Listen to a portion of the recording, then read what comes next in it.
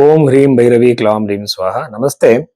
ఈరోజు మనము 2026 June month లో ఈ రాశి ఫలానికి పోవడానికి ముందుగా ఫస్ట్ వచ్చేసి చూడండి, ఎంతో మంది ఒకే రాశిలో పుట్టి ఉంటారు, ఒకే నక్షత్రంలో పుట్టి ఉంటారు.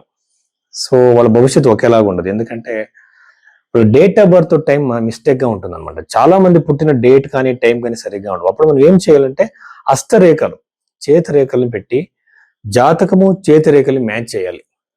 అంటే ఫర్ ఎగ్జాంపుల్ మీకు గజకేసరి యోగం జాతకంలో ఉంది, అది చేతిలో ఉందా ఫస్ట్ చూడాలి.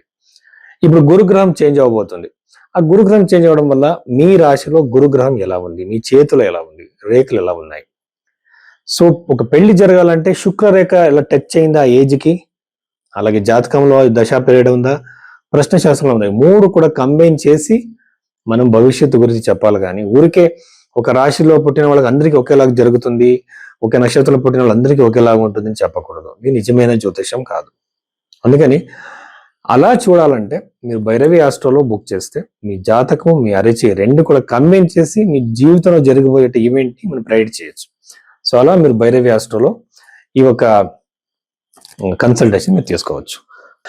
ధనస్సు రాశి 2026 జూన్ మంత్ లో ఈ ధనుసు రాశిలో పుట్టిన వాళ్ళకి ఈ ఒక గురుగ్రహంది చేంజెస్ ఏముంది కర్కాటక రాశిలో, అది ఎలా ఇచ్చేస్తుంది, దాని ఎఫెక్ట్ ఎలా ఉంటుంది, ఓవరాల్ జూన్ మంత్ ఎలా ఉంటుంది మనం ధనుసు రాశి వాళ్ళకి సంబంధించినట్టు చూద్దాం.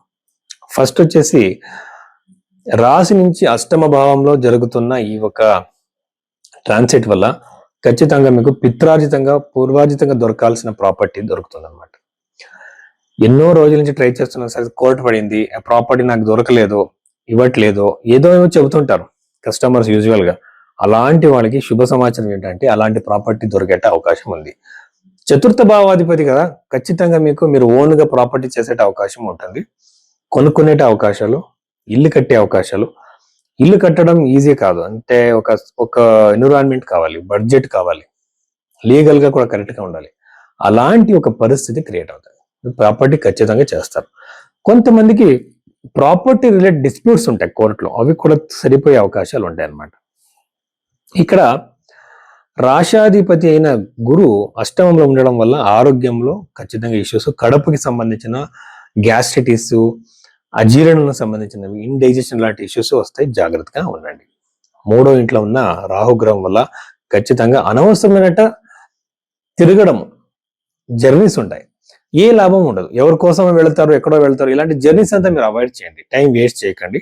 అందుకని అలాంటి సిచ్యువేషన్ మీకు క్రియేట్ కావచ్చు. అన్న తమ్ముళ్ళ మధ్య గొడవలు, టెన్షన్స్ రావచ్చు.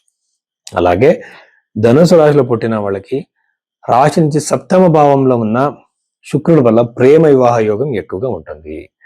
ఆరో ఇంట్లో ఉన్న సూర్యుడి వల్ల ఖచ్చితంగా మీకు గవర్నమెంట్ రిలేటెడ్ ఇష్యూస్ రావచ్చు. కొంతమంది ఈ చెక్ బౌన్స్ కేసులు, ప్రాపర్టీ రిలేటెడ్ కేసులు పెడుతూ ఉంటారు కదా, ఇలాంటివి ధనుసు రాశి వాళ్ళ మీద వచ్చే అవకాశాలు ఎక్కువగా ఉంటాయి. లీగల్ ఇష్యూస్ వచ్చే అవకాశాలు, అంటే మీరున్న సిచ్యువేషన్ బట్టి.